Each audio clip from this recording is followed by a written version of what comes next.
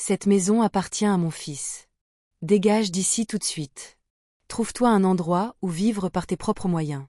Ce furent les mots de ma belle-mère, alors qu'elle jetait ma valise pour me chasser de la maison en pleine nuit. Je suis Manon, la belle-fille qui s'était brisé le dos à travailler pour entretenir toute la famille de son mari, 6 bouches à nourrir, et qui avait remboursé les dettes d'un époux alcoolique, tout cela pour recevoir en retour la plus humiliante des trahisons dans la maison même construite de ma sueur et de mes larmes. Mais il se trompait lourdement. Il croyait qu'en me chassant, il garderait ce domaine. Le lendemain matin, ma mère est apparue avec la gendarmerie et un papier qui a fait pâlir et trembler toute la famille de mon mari. Quelle sera la fin terrible de ceux qui mordent la main qui les nourrit?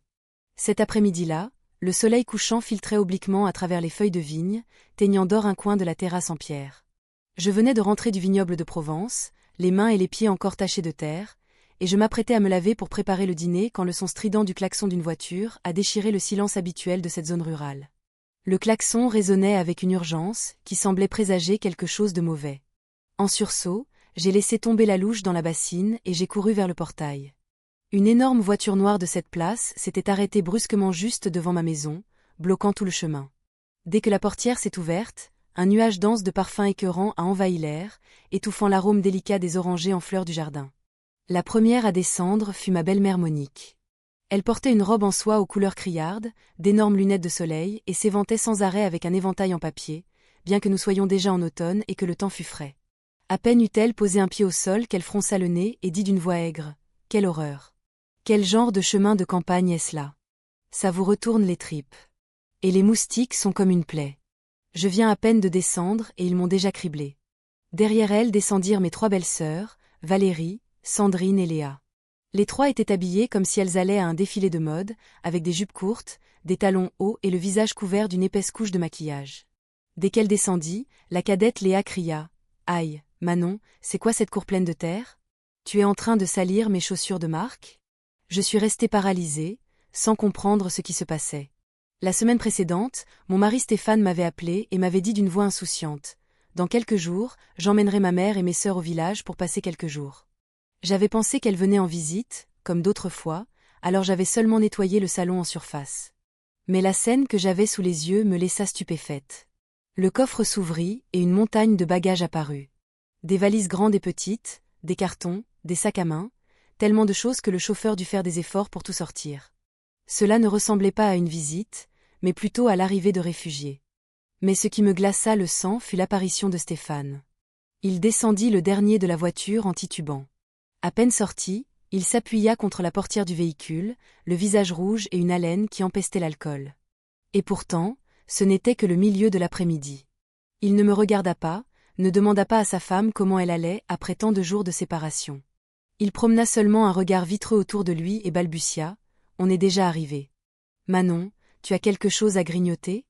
J'ai la gorge sèche. » J'avais ma salive en essayant de réprimer mon dégoût et je m'approchai pour aider avec les bagages que le chauffeur entassait dans la cour. Je demandai à voix basse à ma belle-mère : « Belle-maman, belle-sœur, pourquoi ne m'avez-vous pas prévenu de l'heure exacte pour que je prépare le repas ? Et pourquoi apportez-vous tant d'affaires ?» Monique enleva ses lunettes de soleil, me scruta de la tête aux pieds avec un regard tranchant comme un couteau, puis désigna du menton l'imposant mas en pierre que j'avais construit à la sueur de mon front pendant tant d'années. Avec un naturel total, elle lâcha une phrase qui me laissa de marbre : « De visite ? Pas du tout. J'ai vendu l'appartement de Paris.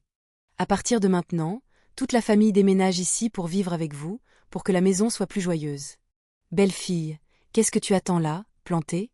Rentre les affaires et nettoie tout de suite les chambres les plus grandes et les plus propres pour que tes belles-sœurs se reposent. » Le trajet m'a laissé épuisée. J'eus les oreilles qui bourdonnaient. Vendre la maison de la ville et déménager ici sans me consulter, sans demander mon avis à moi, la propriétaire de cette maison. Mes 3 belles-sœurs, sans attendre d'invitation, prirent leurs sacs et entrèrent directement. Le bruit de leurs talons résonnait sur le carrelage. Je prends la chambre qui donne au sud-est. Elle est plus fraîche, cria Valérie depuis l'intérieur. Je veux celle avec la grande fenêtre qui donne sur le jardin, ajouta Sandrine. Et moi, où est-ce que je dors ? Celle qui a la climatisation la plus récente est pour moi, exigea Léa. Elles se partagèrent ma maison, comme si c'était un gâteau gratuit. Je restai clouée au milieu de la cour, regardant la montagne de valises et de cartons qui se dressait comme une muraille, me séparant de ma paix tant désirée. Stéphane avait déjà titubé jusqu'au porche. D'un coup de pied, il écarta mes chaussures et grommela un juron en trébuchant sur la marche. La brise du soir chuchotait entre les vignes, mais mon cœur était glacé. Leur arrivée n'était pas une réunion de famille, mais une invasion. Et voyant l'attitude arrogante de ma belle-mère et l'état d'ivresse de mon mari, je pressentis que mes jours de tranquillité venaient officiellement de se terminer à cet instant précis.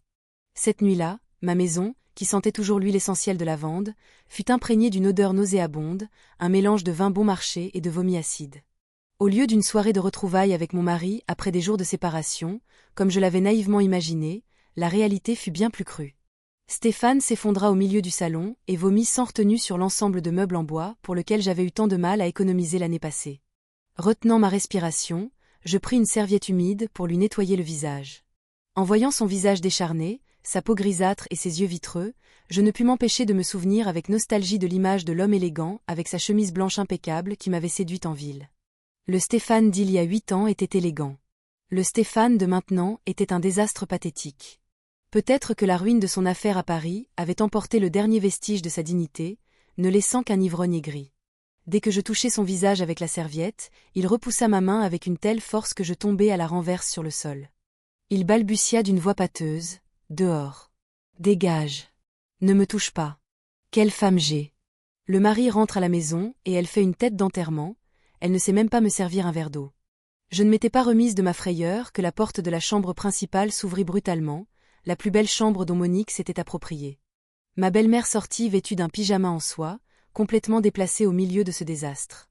Elle regarda le vomi par terre puis son fils qui se tordait, mais elle n'eut pas un seul mot de reproche pour son chérubin. Au contraire, elle se tourna vers moi et me lança, « Manon, qu'est-ce que tu fais la planter comme un piquet? S'il est saoul, tu dois lui préparer une tisane au gingembre et au citron pour que ça passe. Tu vas rester là à regarder? Tu ne vois pas comme mon fils souffre? Bouge tes fesses et nettoie tout ça. Avec cette puanteur, qui va pouvoir dormir. » Je serrai les poings. La rage me montait à la gorge, mais la raison réussit à me contenir. « Patience. Tu dois être patiente, me dis-je. La maison est à mon nom sur les actes notariés. La loi est de mon côté. Je les laisserai continuer leur théâtre. Quand ils révéleront leur véritable nature avare et enfreindront la loi, alors j'agirai et je les remettrai tous à leur place. » Avec cette pensée, ravaler ma colère et aller à la cuisine préparer la tisane et chercher la serpillière. Cette nuit-là, je ne fermais pas l'œil, nettoyant tandis que l'écho des ronflements de Stéphane et les claquements de langue désapprobateurs de ma belle-mère résonnaient à mes oreilles. Le lendemain matin, quand le chant du coq réveillait le voisinage, j'étais déjà levée depuis 4 heures du matin, préparant le petit déjeuner et me préparant pour aller au champ. Le travail dans le vignoble ne permet pas la paresse. Avant de partir, je jetai un coup d'œil au salon. Stéphane ronflait toujours sur le canapé, les bras et les jambes écartés, la bouche ouverte, ressemblant à un cadavre flottant dans une rivière. Ma belle-mère et mes belles-sœurs dormaient à poings fermés, les portes de leur chambre bien closes. Elles ne se lèveraient sûrement pas avant midi. Je m'approchai sur la pointe des pieds de l'armoire, sortis mon maigre argent et comptai les pièces et les billets. Un sentiment d'inquiétude m'envahit. Avec le rythme de consommation d'alcool de Stéphane, l'argent de la maison ne tarderait pas à s'envoler. Je sortis tous les gros billets, ne laissant qu'un peu de monnaie pour la journée. J'enveloppai soigneusement le reste dans un sac en plastique, le mis dans la poche intérieure de mon épaisse veste de travail et le fixai avec une épingle à nourrice. C'était le fruit de ma sueur et de mes larmes et je devais le protéger. Vers midi, je revins à la maison chercher plus d'outils. Stéphane était déjà réveillé, assis les pieds sur la table, mangeant une soupe en sachet tout en regardant son portable et riant aux éclats. Quand il me vit, il ne leva même pas la tête. Je retins un soupir et lui dis à voix basse, « Stéphane, quand tu auras fini de manger, repose-toi un peu et ensuite viens au vignoble m'aider à vérifier les rangs. Dernièrement, on manque de bras et on est en pleine saison. Je ne m'en sors pas toute seule.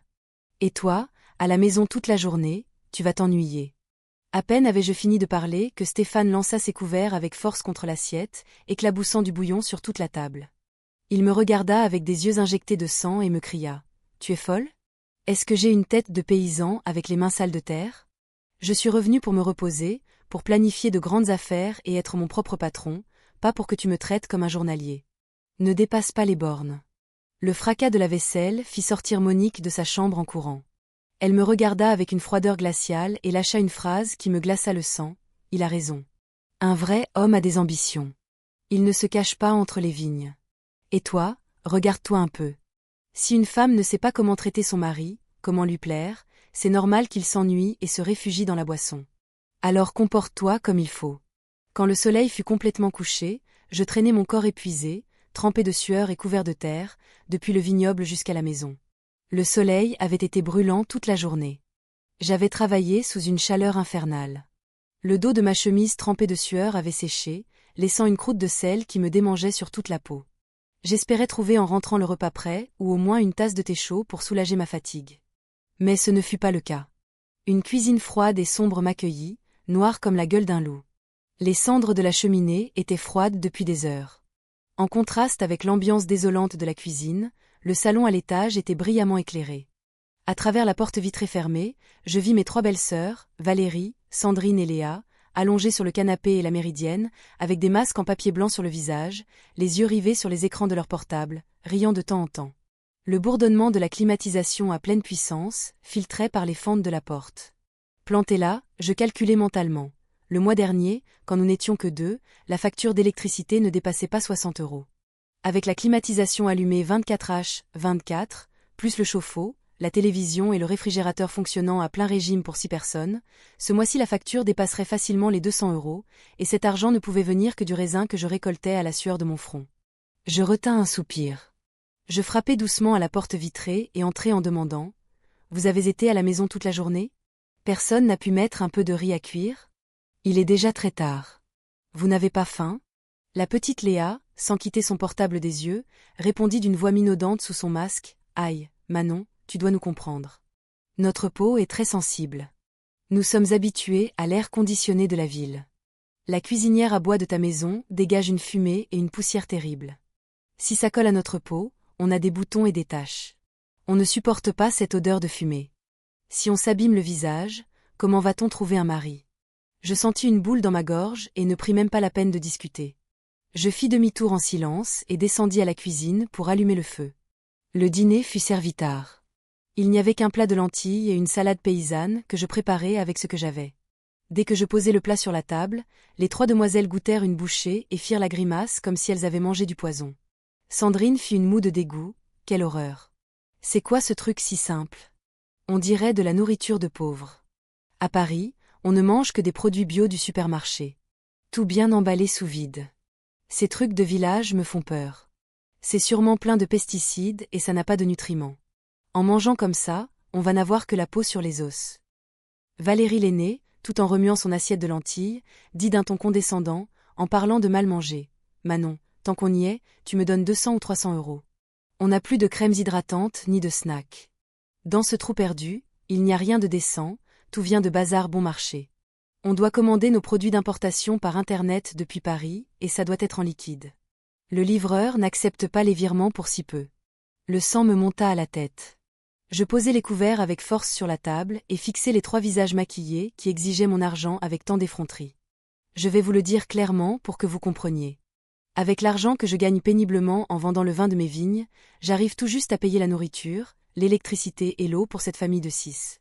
Je n'ai rien en trop, et ce n'est pas non plus mon obligation de vous acheter des cosmétiques de luxe, ni des caprices d'importation. Celle qui veut du luxe n'a qu'à travailler et se le payer.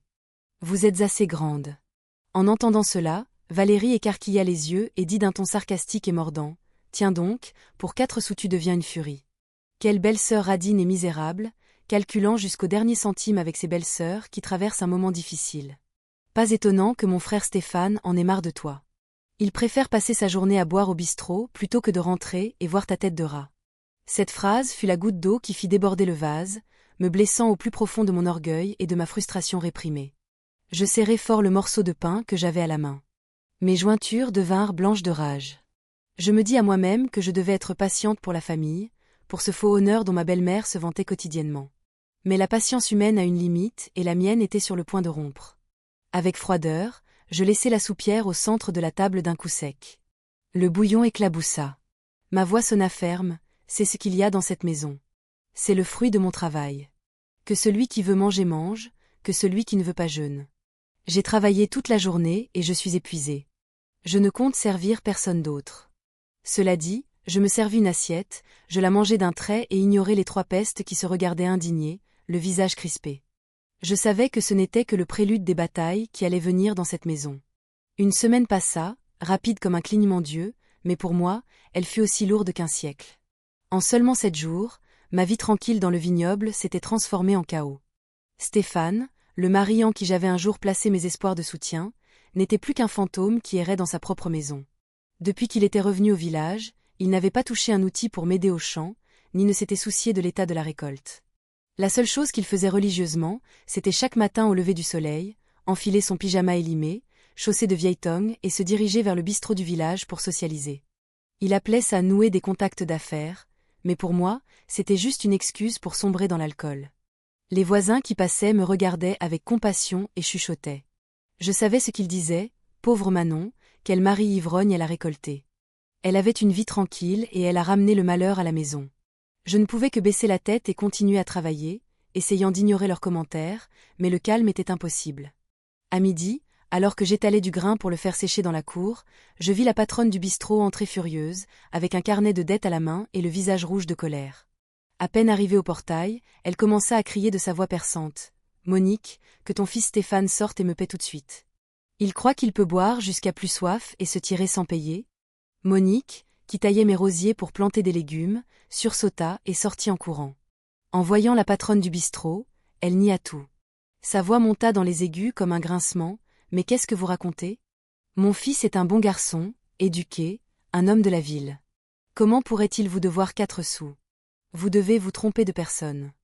N'allez pas diffamer les gens honnêtes. » La patronne du bistrot lâcha un rire moqueur.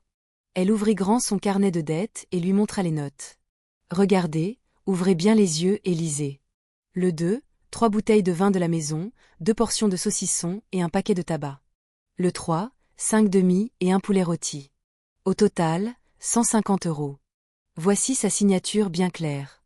Vous le niez encore ? Bon garçon, tu parles, c'est un ivrogne. » Monique resta sans voix. Son visage changea de couleur, mais elle essaya de sauver les apparences. « Bon, pour cette misère, pas la peine de faire un tel scandale. Il a dû oublier son portefeuille. Dès qu'il rentrera, il vous paiera. » Quelle exagération, oublier son portefeuille toute la semaine. Écoutez, je vous le dis bien clairement. Si aujourd'hui il ne me paie pas jusqu'au dernier centime, je vais prendre un mégaphone et je vais crier dans tout le village le vrai visage de votre famille. On verra bien s'ils osent encore sortir dans la rue, menaça la patronne du bistrot d'une voix ferme. Monique, terrorisée par le qu'en dira-t-on, se tourna brusquement vers moi et m'ordonna du regard. « Manon, qu'est-ce que tu fais la planter ? Rentre et sors l'argent pour la payer. Pour 150 €, on doit supporter qu'on vienne nous crier dessus à la maison. Quelle honte !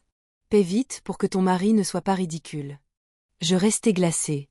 L'argent que je gagnais en travaillant du matin au soir, en économisant chaque centime pour la nourriture et les factures.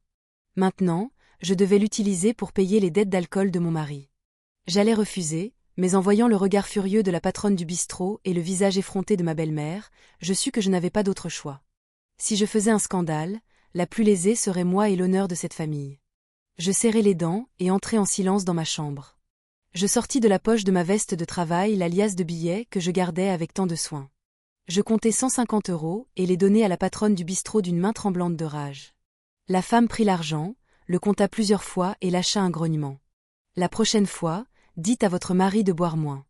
S'il n'a pas d'argent, qu'il ne se donne pas tant de grands airs. » À peine la patronne partie, Stéphane entra en titubant dans la cour, le visage rougeaud et une forte odeur de vin.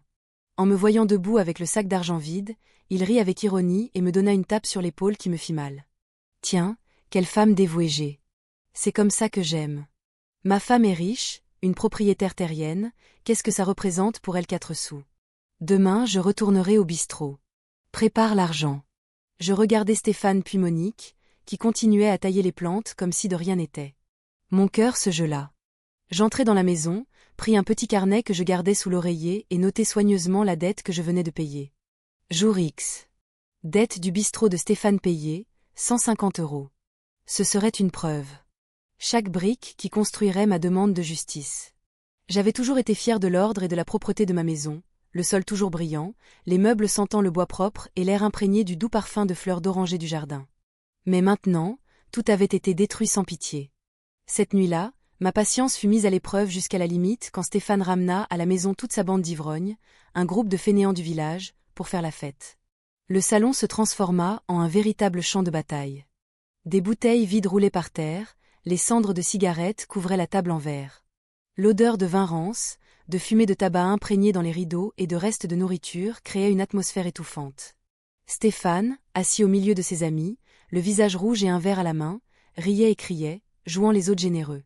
En me voyant arriver du travail, non seulement il ne me demanda pas comment j'allais, mais il m'ordonna avec des airs de supériorité et une voix pâteuse. « Ah, tu es là, femme. Parfait, on n'a plus de vin. Allez, cours au bistrot acheter quelques bouteilles de rouge en plus et quelques kilos de charcuterie. On est en pleine fête, ne nous gâche pas la soirée. » Je regardai l'horloge. Il était 22 heures. Après une journée épuisante dans les champs, le corps moulu, je voulais juste me reposer. Je regardais cette bande d'imprésentables et, retenant ma colère, je dis d'une voix ferme, « Stéphane, il est très tard. Je ne crois pas qu'il y ait quoi que ce soit d'ouvert à cette heure. De plus, demain je dois me lever tôt pour travailler. Vous devriez partir maintenant pour que les voisins puissent se reposer avec tout ce bruit. Ils vont mal penser de nous. » L'atmosphère se tendit. Ses amis se regardèrent, certains avec un sourire moqueur. « Eh bien, Stéphane, c'est ta femme qui te domine ? Elle te dit un truc et tu fermes ta gueule ?» Ce commentaire fut comme jeter de l'huile sur le feu. Le visage de Stéphane s'assombrit. Son orgueil de mal blessé se déchaîna. Il se leva d'un bond, tituba vers moi et, me fixant, il me hurla, « Qu'est-ce que tu as dit ? Tu oses virer mes invités ? Qui commande dans cette maison ? Toi ou moi ? Je t'ai dit d'aller faire les courses, alors vas-y et ne discute pas ou tu vas me fâcher pour de bon. » Je le regardai droit dans les yeux sans peur. « Je n'irai pas. L'argent que je gagne n'est pas fait pour que tu le dépenses en fêtes inutiles. Si tu veux boire, va l'acheter toi-même. » Clac. Une gifle brutale et inattendue me frappa la joue gauche. La force du coup fit bourdonner ma tête, je vis des étoiles et tombai de côté contre la table. Le salon devint silencieux. Je portai la main à ma joue brûlante, regardant stupéfaite l'homme avec qui j'avais partagé mon lit pendant tant d'années. C'était la première fois qu'il me frappait.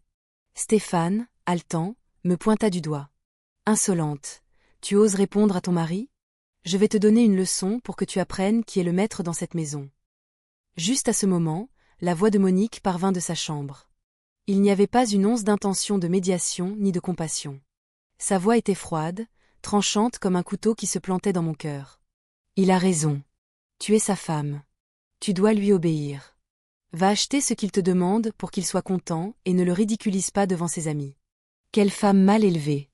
À tout ce que dit son mari, elle répond. Je m'effondrai sur le sol. Les larmes ne sortaient pas.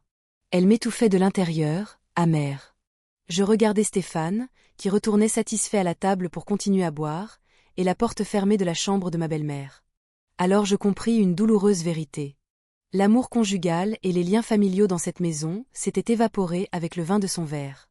Cette nuit-là, je me tournai et retournai dans mon lit, la main encore sur ma joue enflée. L'humiliation et la colère opprimaient ma poitrine. Je savais que si je ne me sauvais pas moi-même, personne ne le ferait pour moi. Demain, la première chose que je ferais serait d'appeler un technicien pour installer des caméras cachées. J'avais besoin de preuves. J'avais besoin de me préparer pour la bataille finale, expulser ces parasites de ma vie. Cette nuit-là, je ne pus fermer l'œil. La douleur de la gifle palpitait encore sur ma joue, mais ce qui me maintenait vraiment éveillée était la peur pour ma propre sécurité dans cette maison. En regardant Stéphane ronfler à mes côtés, empestant l'alcool, je réalisais que cet homme n'était plus mon mari, mais une menace réelle. Je ne pouvais pas rester les bras croisés. Je devais agir avant qu'il ne soit trop tard. Le lendemain matin, profitant que toute la famille de mon mari dormait profondément après une nuit de débauche, j'appelai en secret Thierry. Un électricien de confiance du village. Je lui demandai de venir installer 2 caméras de sécurité spéciales camouflées en ampoules pour que personne ne les découvre. Thierry travailla vite et avec discrétion. En peu de temps, un œil vigilant fut installé dans un coin du salon et un autre dans ma chambre, pointant directement vers l'armoire et un coin du mur. En voyant les dispositifs enregistrés en silence, je sentis un léger soulagement. À partir de maintenant, aucune action, aucune conspiration dans cette maison ne passerait inaperçue. Mais je ne m'arrêtai pas là. Je pris ma fidèle Citroën 2CV, ma camionnette de travail, et allai au village d'à côté. En serrant les dents, je dépensai presque 200 € de mes économies dans un coffre-fort, petit mais robuste, résistant au feu et aux tentatives d'effraction. En rentrant, je fermai la porte de ma chambre à clé et réunis tous les documents importants de ma vie. l'acte de propriété du mas à mon nom, que ma mère m'avait offert, le contrat de donation de biens propres, le certificat de mariage, la police d'assurance et le peu d'argent liquide qui me restait du mariage. Je mis tout dans le coffre-fort et définis un mot de passe complexe à 6 chiffres que moi seul connaissais. Pour plus de sécurité, je photographiais tous les documents légaux et les envoyais par message à ma mère, Françoise, lui demandant d'imprimer une copie comme sauvegarde. Maman, garde ça bien. S'il se passe quelque chose, j'aurai besoin de toi, lui écrivis-je, espérant secrètement que ce jour n'arriverait pas trop tôt. À midi, Stéphane se réveilla, descendit à la cuisine, fouilla pour trouver de la nourriture, puis entra dans la chambre pour chercher mon portefeuille et m'emprunter de l'argent, comme il avait l'habitude de faire, mais cette fois ce qu'il vit fut l'imposant coffre-fort dans un coin de la pièce. Stéphane resta paralysé, ses yeux injectés de sang par la colère et la surprise. « C'est quoi ce bordel ? Pourquoi tu as acheté un coffre-fort ? Pour cacher ton argent ? Ouvre-le tout de suite. J'ai besoin de 50 € pour payer le vin. Je meurs de soif. » Debout, appuyé contre l'armoire et les bras croisés, je le regardais avec froideur, sans une once de peur. L'argent que je gagne sert à payer la nourriture, l'électricité et l'eau des 6 personnes qui vivent dans cette maison. Pas pour que tu le boives. À partir de maintenant, mes biens sont sous clé. Tu ne toucheras plus jamais un centime. Stéphane devint furieux. Il se jeta sur le coffre-fort, tirant sur la poignée et tournant les chiffres au hasard, mais ce fut inutile. L'addiction à l'alcool et le désespoir lui firent perdre la tête et il commença à crier comme une bête blessée. Il attrapa un marteau que j'avais dans un coin pour des réparations et le leva haut, prêt à frapper le coffre. « Salope, tu oses me défier ? Tu me prends pour un idiot ? Je vais exploser ce coffre et voir ce que tu caches. Ouvre-le ou je détruis la maison tout de suite. Arrête tout de suite. » Le cri ferme mais contenu de Monique résonna depuis la porte. Elle entra en courant, non pour arrêter son fils pour moi, mais pour lui arracher le marteau. Elle baissa la voix et lui chuchota, regardant nerveusement par la fenêtre au cas où un voisin passerait. « Tu es fou ? Te mettre à donner des coups de marteau à midi ? Les voisins vont t'entendre et appeler la gendarmerie, et ça va nous attirer des ennuis. Ils chuchotent déjà sur tes dettes. Ne fais pas plus de scandale pour que tout le village se moque de nous. » Stéphane haletait, rouge de colère, les mains tremblantes. « Mais maman, elle a rangé tout l'argent. Où je trouve de quoi payer mes dépenses. Cet après-midi, ceux du bistrot vont me chercher pour que je paie. Si je n'ai pas d'argent, ils vont me tuer. Dis-lui de me donner l'argent. » Monique lui tapota le dos pour le calmer, puis se tourna pour me regarder, moi et le coffre-fort silencieux dans le coin. Son regard n'était plus de la haine directe comme d'autres fois, mais un regard profond, calculateur et astucieux, comme celui d'une vieille renarde guettant sa proie. Elle attrapa Stéphane par le bras, le sortit dehors et lui chuchota quelque chose à l'oreille que je ne pus entendre. Je vis seulement Stéphane hocher la tête avec une étincelle de malice dans les yeux et partir fâché.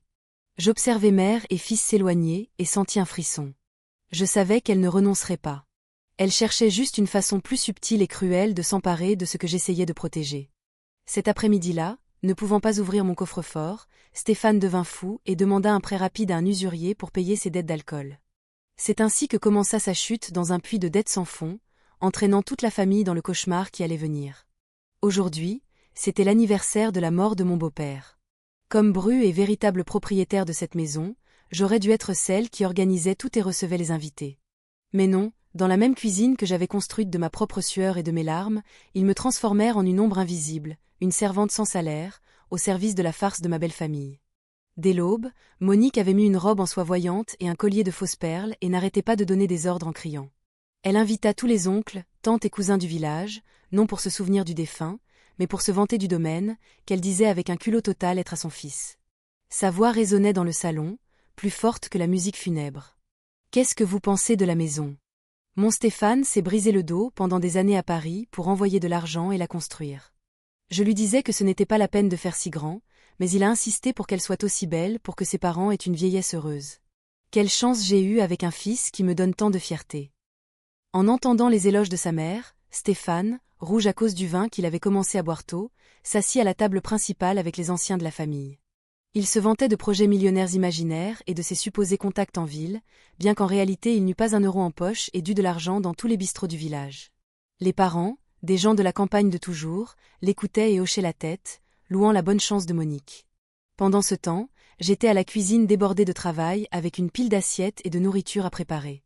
La sueur trempait ma chemise et j'avais les mains gelées à force de nettoyer des poulets, cuisiner et préparer des ragoûts depuis 3 heures du matin. Mes 3 belles-sœurs, tirées à 4 épingles, ne daignaient qu'apporter les plats à table pour ensuite disparaître, commérer et prendre des photos, me laissant seule avec 5 tables à servir. Quand tout fut prêt, j'allais changer mes vêtements tachés pour monter allumer une bougie pour mon beau-père, mais Monique m'arrêta à la porte de la cuisine.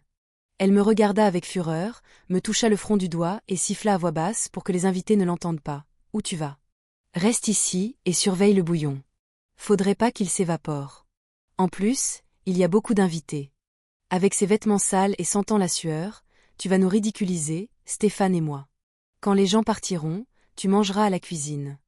Les femmes doivent manger à leur place. » Avec discrétion, j'avalai l'humiliation et me retirai dans un coin sombre de la cuisine. Les rires et les toasts du salon me semblaient stridents et amers. Soudain, j'entendis un oncle éloigné, un des rares qui savait à quel point je travaillais dur dans les champs, demander « La vérité, c'est que Manon est la plus travailleuse et débrouillarde de cette maison. Elle s'occupe seule du vignoble et de tout. Stéphane a beaucoup de chance d'avoir une femme comme ça, Monique. » Il y eut une seconde de silence. Je retins ma respiration, espérant un minimum de reconnaissance, ne serait-ce que par politesse, mais non. La voix de Monique s'éleva, aigre et pleine de mépris. « Ah, mon oncle, comme vous exagérez. Celle-là ne sert qu'à travailler avec ses mains et faire des enfants comme une lapine. Sa tête ne va pas plus loin. Comment comparer avec mon Stéphane ce qu'elle gagne en toute une vie? Mon fils l'obtient en signant un seul contrat. Dans cette maison, toutes les décisions importantes, surtout économiques, c'est mon fils qui les prend. Elle est juste là pour l'intendance et tant qu'elle sait quelle est sa place, ça suffit. » Toute la table éclata de rire, soutenant sa logique tordue. Moi, caché derrière la porte, je serrai fort le portable qui enregistrait depuis un moment. Chaque mensonge, chaque moquerie était comme des aiguilles se plantant dans mon cœur, mais étrangement je ne ressentais plus de douleur ni d'envie de pleurer. Mon cœur était complètement froid. Je rangeai l'enregistrement et regardant l'écran du téléphone dans la pénombre de la cuisine, je pensais « Riez, riez tout ce que vous voulez. Ce sera la preuve de votre ingratitude devant un juge. » Après cette célébration bruyante pleine de commentaires blessants, l'ambiance à la maison changea étrangement. La tempête n'arriva pas avec des cris ni des destructions comme d'autres fois, mais avec un silence doux et effrayant de la part de ma belle-mère. Monique arrêta de m'insulter et mes belles-sœurs de me critiquer. À la place, elles commencèrent à montrer un intérêt forcé et faux qui me donnait des frissons. Je savais parfaitement que derrière ce changement d'attitude se cachait un plan bien calculé. Ce soir-là, après le dîner, alors que je m'apprêtais à apporter les assiettes à la cuisine, Monique m'arrêta. Elle tapota la place vide à côté d'elle sur le canapé. « Manon, laisse ça, tes belles-sœurs feront la vaisselle. Assieds-toi, je dois parler de quelque chose d'important avec vous deux. C'est une affaire qui concerne toute la famille. » Je regardai Stéphane du coin de l'œil. Il était assis en face, les jambes croisées et un cure-dent à la bouche, avec une expression de suffisance, comme s'il était sur le point de recevoir une grande faveur. Mes 3 belles-sœurs nous entouraient, les yeux brillants d'attente. Je m'assis au bord du canapé et discrètement, je mis la main dans la poche de ma blouse et activai l'enregistreur du portable. Monique se racla la gorge, demanda qu'on lui serve un thé et commença son discours répété. « Dernièrement, je vous vois un peu distant et ça m'inquiète. Surtout depuis que tu as apporté ce coffre-fort dans la chambre. Ça m'attriste beaucoup. Vous êtes mari et femme. Vous ne pouvez pas vous méfier l'un de l'autre comme si vous étiez des étrangers. On dit qu'un mariage uni peut surmonter n'importe quel obstacle, mais tu t'accroches à cet acte de propriété à ton nom. Stéphane est un homme. Le pilier de la famille. S'il sort dans la rue et se sent méprisé, il se décourage et c'est pour ça qu'il se réfugie dans la boisson. » Elle fit une pause pour observer ma réaction et continua d'un ton moralisateur. « C'est pour ça que j'ai pensé que pour qu'il y ait la paix dans la famille, tu devrais mettre l'acte de propriété au nom de Stéphane aussi, comme copropriétaire. Ainsi il aura une position, une autorité pour faire de grandes affaires. Quand ses associés verront le domaine, ils le respecteront et voudront investir avec lui. Tu comprends que c'est une humiliation pour un homme de vivre chez sa femme ? » À peine eut-elle fini de parler que Valérie intervint d'une voix mielleuse, mais essayant de paraître conciliante. « C'est vrai, Manon. Ne sois pas si calculatrice. Vous allez être ensemble toute la vie. La maison est seulement quelque chose de matériel. Si tu ne mets pas l'acte à son nom, les gens penseront que tu méprises mon frère, que tu as peur qu'il te prenne cette maison de village. Mon frère est un homme de la ville. Qu'est-ce que ça lui importe, 4 bouts de terre pour que tu les gardes avec tant de jalousie. » Stéphane jeta le cure-dent par terre, se frappa la poitrine, et comme s'il me faisait une faveur, dit « Écoute ma mère, mets l'acte à mon nom et je te jure sur mon honneur que je commencerai à travailler sérieusement et j'arrêterai de boire. Je prendrai l'acte, je l'hypothéquerai à la banque pour obtenir du capital et je monterai une grande exploitation agricole. Alors, tu n'auras plus qu'à t'asseoir pour profiter et être la patronne sans te salir les mains de terre. Je te le promets, tu as juste à le mettre à mon nom. En entendant cela, je faillis éclater de rire. Il s'avérait que toute cette comédie était pour obtenir l'acte de propriété, le seul bien qui garantissait mon avenir. Il croyait que j'étais assez bête pour me laisser tromper par quelques belles paroles et la promesse vide d'un ivrogne. Je regardai droit dans les yeux de Monique, puis les visages avides de Stéphane et de ses sœurs. Je respirai profondément et déclarai d'une voix claire et ferme, mot pour mot, « Belle-mère, Stéphane, belle-sœur, je vais le dire une fois pour que ce soit clair. Cette maison et cette terre sont un bien propre que ma mère m'a donné avant mon mariage. Il y a un contrat de donation notarié qui spécifie clairement que c'est un bien propre, ne faisant pas partie des biens communs du mariage. L'argent pour construire le mas est aussi le fruit de mes économies d'années. Stéphane n'a apporté ni une brique ni un sac de ciment. Par conséquent, je ne mettrai jamais l'acte à son nom ni au nom de personne d'autre. Si Stéphane veut faire des affaires et que les gens le respectent, qu'il travaille et gagne son propre argent, pas qu'il vive au crochet des biens de sa femme. L'atmosphère dans le salon se glaça. Le sourire faux de Monique s'évanouit. Son visage passa du rose au rouge, puis au violet de colère. Elle frappa sa tasse de thé contre la table, éclaboussant de l'eau chaude partout. Elle se jeta vers moi avec les yeux exorbités, abandonnant complètement son rôle de belle-mère bienveillante. « Tu oses me répondre ainsi? Tu ne comprends pas les bonnes paroles? Tu veux que j'utilise la force? Nura, méchante et égoïste. Si tu ne mets pas la maison au nom de mon fils, c'est parce que tu veux la garder pour nous jeter à la rue, c'est ça? Je te préviens, si tu n'entends pas raison, ne me blâme pas d'être cruel. Je trouverai le moyen de te faire regretter d'avoir défié cette famille. » Sa menace résonna crue et brutale. Dans la nuit, je restai assise, immobile, serrant le téléphone qui en silence enregistrait tout. Je savais qu'à partir de ce moment, la guerre dans cette maison était entrée dans une nouvelle phase, plus acharnée et sans retour. Après l'échec retentissant de la comédie pour que je leur cède les actes, je pensais que Monique et Stéphane se dégonfleraient ou au moins seraient plus discrets. Mais non, leur silence ne fut que le calme avant une tempête qui adopta une forme encore plus méprisable, le vol. Quand la guerre psychologique et l'hypocrisie ne fonctionnèrent pas, ils passèrent à l'action en cachette comme des rats rongeant les fondations de la maison. Cet après-midi-là, je rentrai du travail plus tôt que d'habitude car le mauvais temps s'annonçait. Je décidai de ranger ma coiffeuse. En entrant dans la chambre, je trouvai le tiroir où je gardais quelques bijoux sentimentaux, les rares qui n'étaient pas dans le coffre-fort, forcé. La petite serrure était cassée et le bois autour griffé. Mon cœur fit un bond.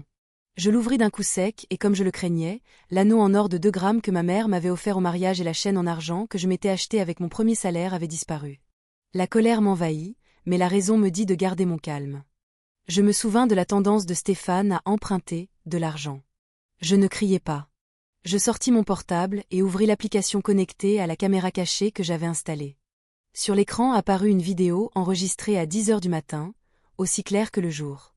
On y voyait Stéphane avec son aspect négligé, forçant le tiroir avec un couteau de cuisine, mais ce qui me dégoûta le plus fut la présence de mes 3 belles-sœurs. Non seulement elles n'arrêtèrent pas leur frère, mais elles faisaient le guet à la porte.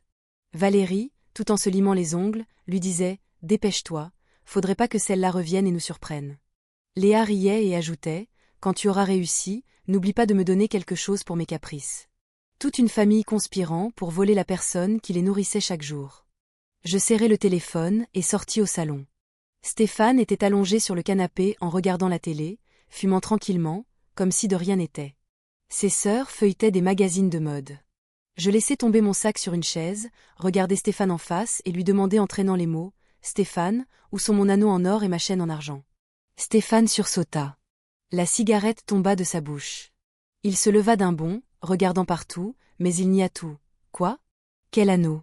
Tu es paranoïaque? J'ai été à la maison toute la journée et je n'ai rien vu. Ne me rejette pas la faute de tes négligences. » Sandrine, à ses côtés, sauta à sa défense. « Quel culot tu as? Tu perds tes affaires et tu nous accuses. Va savoir si tu ne l'as pas donné à ta mère et maintenant tu inventes ça pour nous faire un scandale. » Je souris avec mépris. Vous accusez en vain? Vous croyez que je suis bête? Je levai le téléphone, mis la vidéo et la plaçai devant le visage de Stéphane. L'image de lui forçant le tiroir et ses sœurs faisant le guet apparut nette. Leurs rires moqueurs résonnèrent dans le salon. Ses sœurs restèrent muettes, pâles. Stéphane, en se voyant dans la vidéo, resta pétrifié. Son visage devint rouge de honte, puis violet de rage. Mais au lieu de s'excuser, l'arrogance de l'ivrogne s'empara de lui, il repoussa ma main d'une tape, se frappa la poitrine et cria avec effronterie. Oui, c'est moi qui l'ai pris. Et alors? Tu es ma femme, ce qui est à toi est à moi. Je suis sans le sou. Qu'est-ce qu'il y a de mal à ce que je prenne un peu d'or de ma femme pour mes dépenses? Est-ce que la police arrête un mari pour l'argent de son épouse? C'est toi qui devrais avoir honte d'être si radine que ton mari doit forcer un tiroir comme un voleur. Je restai de marbre devant la logique d'un sans-gêne. Non seulement il reconnaissait son erreur, mais il considérait que violer ma propriété privée était son droit de mari. L'effronterie et la bassesse de lui et de toute sa famille avaient dépassé toutes les limites de la loi et de la morale. Je rangeai le téléphone et le regardai avec le regard le plus froid que je ne lui avais jamais adressé. Bien. Tu dis que la police ne t'arrêtera pas, c'est ça? Eh bien, attends et tu verras. Je fis demi-tour et partis sans discuter davantage. À ce moment, le dernier vestige d'affection conjugale s'était évanoui. J'avais entre les mains la première preuve irréfutable de vol. Mais pour expulser ces parasites de ma maison une bonne fois pour toutes, je savais que j'avais besoin d'un dernier coup, un événement suffisamment grave pour que la loi doive intervenir immédiatement. Et je pressentais que ce moment était sur le point d'arriver. Le lendemain matin, avant que le coq ne finisse de chanter, je me levai d'un bond pour aller au champ. La récolte des olives était à son apogée et je ne pouvais pas me permettre d'être en retard. Je mis mes bottes, pris les clés de ma fidèle Citroën 2CV et me dirigeai vers la cour pour prendre ma camionnette de travail, avec laquelle je parcourais les chemins pour transporter les caisses. Mais en sortant sur le porche, je restai glacé. La cour pavée était vide. Ma 2CV, mon bien le plus précieux et mon unique outil de travail, s'était volatilisé. Mon cœur se serra et un frisson me parcourut le dos.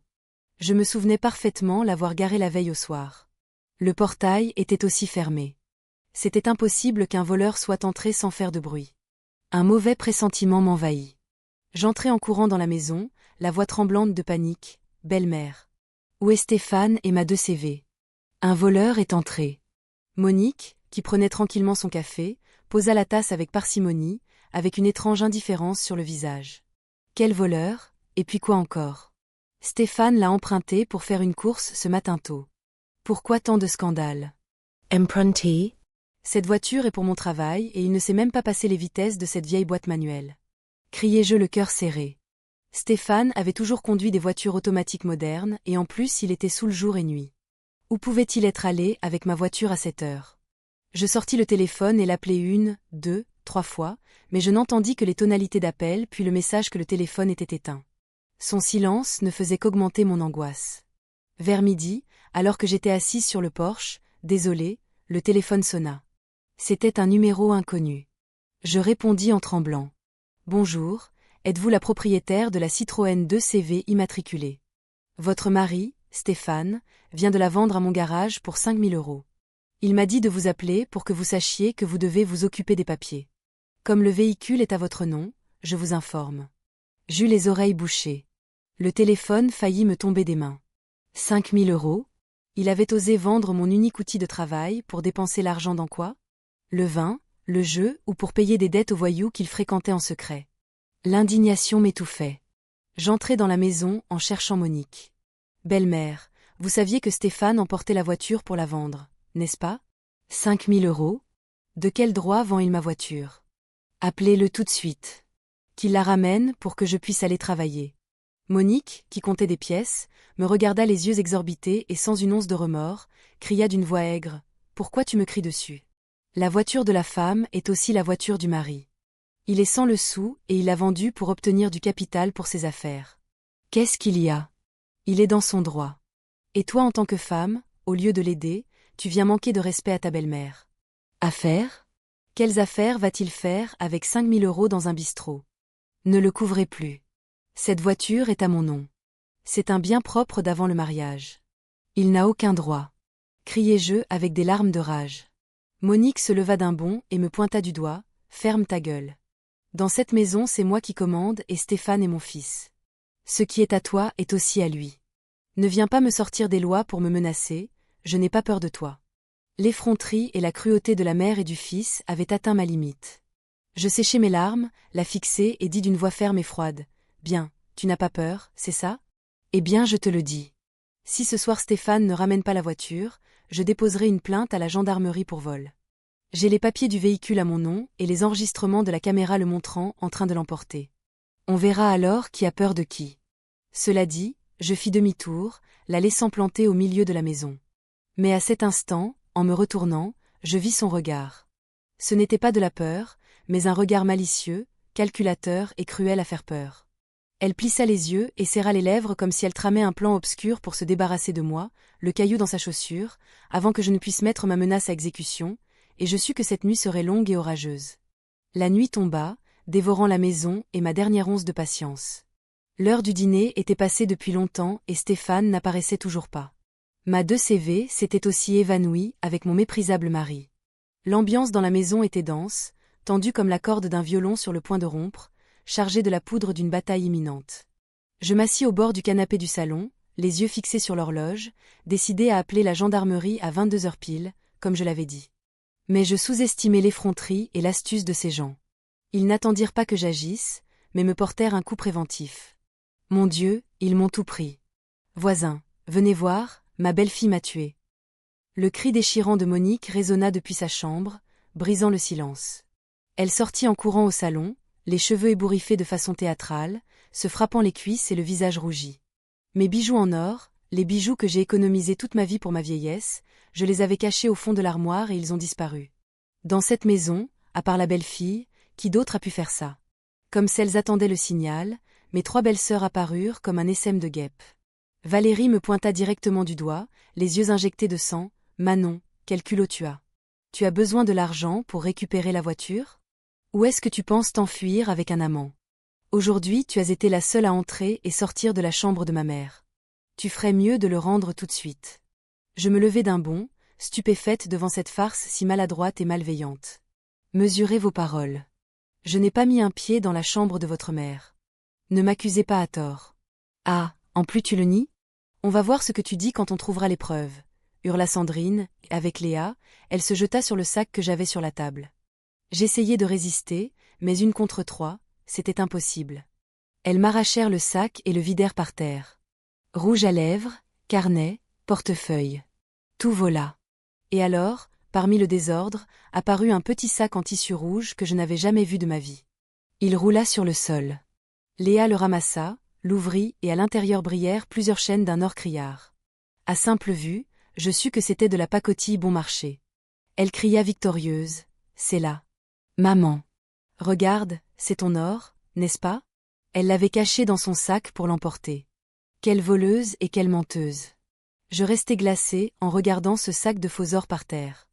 Il s'avérait que pendant que j'étais à la cuisine, elles avaient mis ça dans mon sac. Un piège grossier, mais cruel. Monique s'approcha, prit les faux bijoux et se tourna vers moi avec un regard tranchant qui reflétait la satisfaction de celle qui a acculé sa proie. Elle siffla, répétant le même ton menaçant qu'il y a quelques jours. « Tu te souviens de ce que je t'ai dit? Ne me blâme pas d'être cruel. Tu pensais voler mon or pour entretenir un amant ou pour le donner à ta mère? Éhontée, indécente. » Je la regardais sans prendre la peine d'expliquer ni de me défendre. Je savais que mes paroles ne valaient rien face à ceux qui étaient à la fois voleurs et victimes. J'esquissai seulement un sourire amer, un sourire de mépris absolu. La pièce de théâtre vous a bien réussi, mais si l'or est vrai ou faux, la gendarmerie le saura dès qu'elle l'analysera. Mon commentaire fut l'étincelle qui alluma la fureur de Monique. Sans me laisser en dire plus, elle courut à ma chambre, où ses filles avaient déjà rassemblé mes affaires en cachette.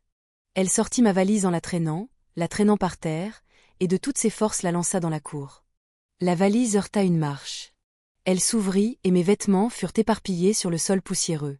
Monique se planta dans la porte, les mains sur les hanches, montra le portail et cria, sa voix résonnant dans tout le voisinage dans la nuit silencieuse. « Dégage. Dégage de ma maison tout de suite. Cette maison est à mon fils. Ça m'est égal si tu as les actes ou pas. Je suis sa mère et je l'ai fait. Une femme fourbe, indécente et voleuse ne remettra plus un pied ici. Trouve-toi un endroit où vivre par tes propres moyens et n'ose plus t'approcher de mon fils. » Mes 3 belles-sœurs derrière elle croisèrent les bras et sourirent avec un regard de satisfaction, comme si elles s'étaient débarrassées d'une nuisance. Je ne pleurais pas, ne suppliais pas, ne m'agenouillais pas comme elle espérait. En silence, je sortis dans la cour, ramassai mes vêtements et les mis dans la valise. Dans la pénombre, je regardais la maison qui m'avait coûté tant de sueur à construire. Maintenant, brillamment éclairée, elle abritait les âmes les plus sombres. Je fermai la fermeture éclair de la valise. Le son fut froid et définitif. Je me redressai en fixant les 4 femmes qui m'observaient depuis le porche avec arrogance. Je ne dis pas adieu. Je leur lançai seulement un regard ardent, chargé de toute ma colère et ma détermination. Le portail en fer se referma brutalement devant moi.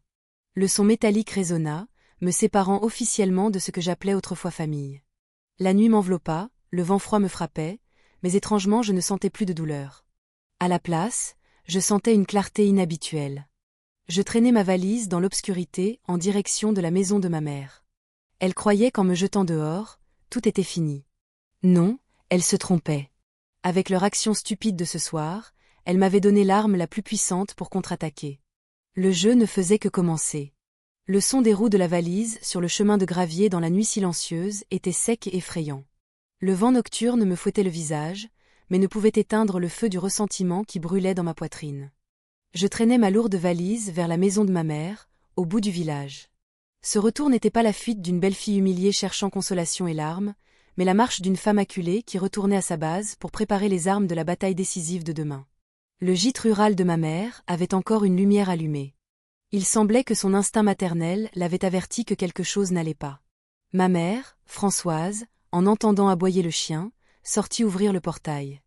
En me voyant là, seule dans l'obscurité, avec une valise mal fermée et les vêtements en désordre, elle ne se montra pas surprise ni affligée, elle fronça seulement légèrement les sourcils, me parcourut d'un regard profond et astucieux et dit d'une voix ferme et tranquille « Entre, ma fille, il fait froid. » Je t'attendais. J'entrai, laissai la valise par terre, bus d'un trait le verre d'eau que me donna ma mère et lui racontai en détail ce qui venait de se passer, depuis le vol de la 2 CV par Stéphane jusqu'à la farce du Fosor et le moment où Monique m'a chassée. De la maison.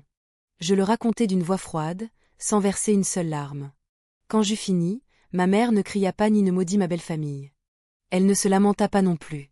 Elle hocha simplement la tête, posa son verre sur la table d'un coup sec et dit concisément « Le moment est venu, ma fille. Tu as trop supporté. S'ils en sont arrivés à cette extrémité en essayant de te voler ta maison et ta terre, nous parlerons avec la loi ce soir. Ne pleure pas. Garde tes forces pour lutter. » Cela dit, Françoise alla dans sa chambre, chercha une clé et ouvrit une vieille armoire en bois. Elle sortit une boîte en fer blanc enveloppée dans plusieurs couches de velours, l'ouvrit et en extrait une épaisse chemise qu'elle déposa solennellement sur la table. « Ce sont tes armes, » dit-elle en caressant les papiers avec des cachets rouges, le contrat de donation de la propriété et les biens immobiliers. Je l'ai emmené chez le notaire pour le mettre seulement à ton nom il y a 3 ans, avant que tu ne construises le mas. Ici, il est spécifié clairement que c'est une donation privative pour ma fille Manon, ne faisant pas partie des biens communs. Et voici le document de renonciation aux biens que Stéphane a signé à l'époque quand il voulait jouer les généreux devant ses amis. Légalement, la maison dans laquelle tu vis, la terre où tu cultives tes vignes, tout est à toi. Ni Monique ni Stéphane n'ont le moindre droit dessus. Je tins la chemise dans mes mains, me sentant comme si j'avais un bouclier impénétrable. La prévoyance et la connaissance juridique de ma mère étaient maintenant mon seul salut, mais je savais que les papiers seuls ne suffiraient pas contre l'astuce de ma belle famille. J'avais besoin de preuves de leur délit. Je sortis mon ordinateur portable de la valise, connectai la carte mémoire de la caméra et le téléphone. Cette nuit-là, dans la maison tranquille de ma mère, j'extrais la vidéo de Stéphane forçant le tiroir, la scène de mes belles-sœurs planifiant de mettre le Fosor dans mon sac, le moment où Monique jetait ma valise et me chassait de la maison. Tout était enregistré avec une clarté impeccable, particulièrement l'enregistrement de l'appel du propriétaire du garage, confirmant que Stéphane avait vendu la voiture qui était à mon nom. Je copiai tout sur une petite clé USB. Je la serrai dans ma main. Ce serait la preuve irréfutable pour chasser ces parasites de ma maison et faire répondre Stéphane devant la loi. L'horloge sonna minuit. Françoise prit son téléphone et composa le numéro du maréchal des logis-chefs Girard, le commandant de la brigade de gendarmerie du village. Un cousin éloigné connu pour sa droiture. Maréchal Girard. C'est Françoise. Excuse-moi de te déranger à cette heure, mais c'est une affaire urgente d'ordre public et d'appropriation indue de biens. Demain à 8h pile, pourrais-tu venir avec une paire de gendarmes chez ma fille Manon? J'ai toutes les preuves de violation de domicile et de vol. J'ai besoin que vous dressiez un procès-verbal pour expulser les personnes qui occupent illégalement la maison de ma fille. Après avoir confirmé le rendez-vous, Françoise raccrocha et se tourna vers moi. Son regard n'était plus celui d'une stratège, mais celui d'une mère compatissante. Elle me caressa les cheveux et dit d'une voix chaleureuse « Tout est arrangé. Maintenant dors un peu pour récupérer des forces. » Demain je récupérerai tout ce qui est à toi. Pas un pouce de terre ni une épingle. On verra si demain, face à la loi, ton illustre belle-mère maintient ce ton arrogant. Je me couchai en appuyant la tête sur le bras de ma mère, me sentant beaucoup plus légère. Dehors, le vent nocturne hurlait, mais à l'intérieur de cette maison je me sentais étrangement au chaud. Demain arriverait la véritable tempête, mais elle ne tomberait pas sur moi, mais sur les têtes de ces avides qui dormaient paisiblement, se croyant victorieux à l'autre bout du village. À 8 heures pile le lendemain matin, alors que la rosée couvrait encore les feuilles de vigne, la tranquillité devant ma maison fut brisée par des coups tonitruants sur le portail. Ce même portail en fer que Monique avait fermé avec jubilation la veille au soir, me laissant à la rue, tremblait maintenant sous la main ferme de ma mère. Le fracas du métal, joint à la voix puissante de ma mère appelant à la porte, alerta tout le voisinage. Les voisins curieux se penchèrent et commencèrent à se rassembler, désireux de savoir ce qui se passait dans cette maison si problématique dernièrement. À l'intérieur, on entendit des tongs traîner précipitamment. Monique, les cheveux ébouriffés et le visage gonflé de sommeil, sortit furieuse pour ouvrir. Tout en marchant, elle gesticulait et avait déjà préparé une série d'insultes pour celui qui osait perturber son repos. Qui c'est? Qui ose déranger à cette heure? Vous ne laissez pas dormir les gens, ou quoi? Quelle honte. Mais ces mots restèrent coincés dans sa gorge quand le portail s'ouvrit en grand. Face à elle, il n'y avait pas seulement ma mère et moi, mais aussi le maréchal des logis-chefs Girard, commandant du poste, et 2 gendarmes en uniforme au visage sérieux. Le soleil du matin frappa Monique en plein visage, l'obligeant à plisser les yeux. Quand elle réalisa la situation, son visage passa du rouge de la colère au blanc pâle du papier. Ses yeux, normalement provocateurs, bougeaient maintenant inquiets, pleins de panique. Ma mère, Françoise, sans attendre que sa consoeur réagisse, entra dans la cour avec la majesté d'un juge sur le point de rendre son verdict. Sans salutation ni détour, elle regarda Monique droit dans les yeux et dit d'une voix froide et percutante qui résonna dans toute la cour. « Monique, de quel droit? Protégée par quelle loi oses-tu chasser ma fille de sa propre maison et l'occuper illégalement ?» Acculée face à l'autorité et au regard curieux des voisins, Monique balbutia, la sueur perlant sur son front. Elle essaya de sauver les apparences avec une voix tremblante, mais essayant de paraître ferme. « Mais qu'est-ce que vous dites? Cette maison est à mon fils. Stéphane est le mari de Manon, et ce qui est au mari est à la femme, et ce qui est au fils est à la mère. Je suis sa belle-mère. J'ai le droit d'être ici et de corriger ma belle-fille quand elle se comporte mal, et vous, étant ma consoeur, vous venez faire ce scandale ?» À ce moment, Stéphane sortit en titubant d'un tas de couvertures dans le salon. Il se frotta les yeux, regardant la scène d'un air endormi. L'alcool de la veille ne s'était pas encore dissipé. En voyant les gendarmes, ses jambes tremblèrent et il dut s'appuyer contre une colonne pour ne pas tomber. Ma mère lâcha un rire moqueur, un rire plein de mépris pour l'ignorance et l'avidité de sa belle famille. Elle ne discuta plus. Elle sortit de son sac l'épaisse chemise qu'elle avait préparée, s'approcha de la table en pierre du porche et la frappa avec force. Le son sec et décidé fit se recroqueviller Monique et Stéphane de peur. « Ouvrez bien les yeux et lisez, et arrêtez de vous cacher derrière cette logique absurde que tout est à tout le monde. Ceci est le contrat de donation de la propriété et des biens immobiliers. Nous l'avons signé devant notaire et je l'ai mis au nom de ma fille Manon il y a 3 ans. Ici, il est spécifié clairement que c'est un bien propre, ne faisant pas partie du patrimoine conjugal. Et voici le document de renonciation au bien que ton fils Stéphane a signé de sa main. Légalement, Stéphane n'a pas un seul droit sur cette maison. » Monique prit le papier en tremblant. Ses yeux parcoururent les signatures et les sceaux notariaux. Elle resta sans sang sur le visage. Ses lèvres bougeaient sans émettre de son. Le papier tremblait dans ses mains comme une feuille au vent. Elle se tourna vers son cher fils, qui se cachait dans un coin cherchant une échappatoire, mais Stéphane ne put que baisser la tête et se recroqueviller comme une tortue. Dehors. Les rires et les commentaires des voisins s'entendaient clairement, comme des couteaux se plantant dans l'orgueil de la belle-mère avide. Tiens. Alors ils essayaient de voler la maison de la belle-fille. Maintenant il reste bouche bée. Quelle honte. Monique ne s'était pas encore remise du choc de perdre la maison qu'un autre coup mortel tomba sur son fils. Je fis un pas en avant et, m'adressant au maréchal Girard, je dis d'une voix claire et ferme, « Maréchal, en plus de résoudre le problème du logement, je veux dénoncer quelque chose de plus grave. Stéphane a volé ma Citroën 2CV, qui est à mon nom, et l'a vendue pour 5 000 € pour ses dépenses. Voici la vidéo de la caméra de sécurité où on le voit l'emporter à l'aube et ceci est une photocopie du reçu de la vente. J'exige que des mesures légales soient prises pour le délit de vol. » Le maréchal Girard prit les preuves, les examina et son visage se durcit. Il se tourna vers Stéphane et dit d'une voix sévère, « Stéphane Lopez, vous êtes en état d'arrestation. Accompagnez-nous à la gendarmerie pour éclaircir ce présumé délit de vol. Les preuves sont concluantes. Vous ne pouvez pas le nier. En voyant les menottes à la ceinture d'un gendarme, les jambes de Stéphane flanchèrent et il s'effondra. Son arrogance d'ivrogne disparut, ne laissant que la lâcheté d'un délinquant pris en flagrant délit. Il rampa jusqu'à mes pieds, suppliant avec larmes et morve, « Manon, s'il te plaît, je t'en supplie. Dis-lui de me pardonner. C'était une erreur. Je te jure que je travaillerai pour récupérer la voiture. Ne laisse pas qu'il m'emmène en prison. J'ai peur. Pour les années que nous avons été mariés.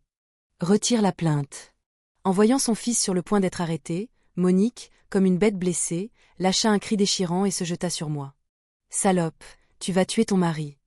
Je vais te tuer pour ta méchanceté. Que le ciel te punisse. » Mais avant qu'elle ne puisse me toucher, un gendarme l'arrêta. « Calmez-vous, madame.